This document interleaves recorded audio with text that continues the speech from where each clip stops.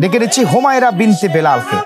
আয়েশা হুমায়রা রাদিয়াল্লাহু তাআলা আনহু, মহিলা মাদ্রাসা বাগেরহাটের বন্ধু হুমায়রা বিনতে বেলাল। ললিত কণ্ঠে পড়ো কুরআন, মানুষের প্রাণে প্রাণে। ওয়ালাইকুম আসসালাম। তোমার মাদ্রাসার নামেও তো তোমার নাম আছে হুমায়রা, মাশাআল্লাহ। আবার তোমার নাম হচ্ছে হুমায়রা। প্রস্তুত তো ইনশাআল্লাহ?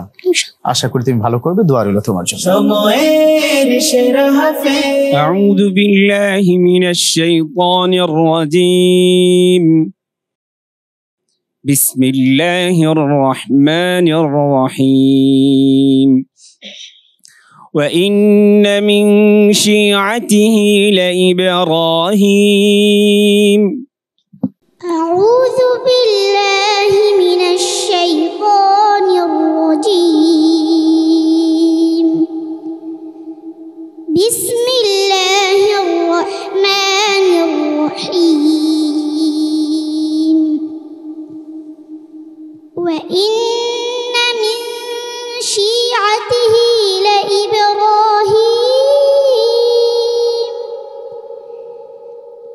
إذ جاء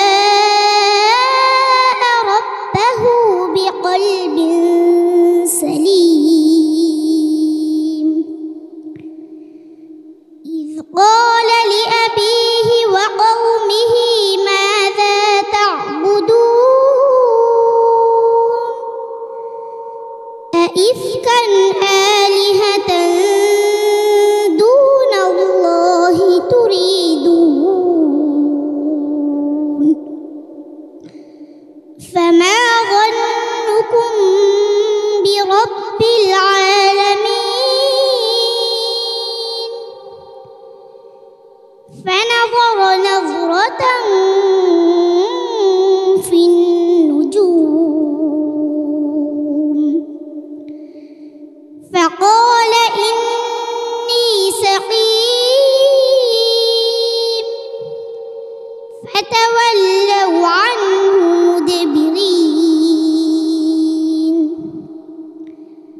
فراغ إلى آلهتهم فقال ألا تأكلون حسبك. صدق الله مولانا العظيم.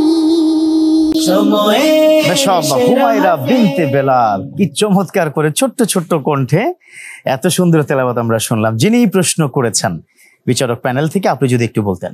মাশাআল্লাহ, হুমায়রা অত্যন্ত সুন্দর হৃদয় বিগলিত তেলাওয়াত করেছো। তোমার তেলাওয়াত শুনে ইফতারের পূর্ব মুহূর্তে আসলে সারাদিনের যে ক্লান্ত ছিল, ক্লান্তি দূর হয়ে গিয়েছে আলহামদুলিল্লাহ।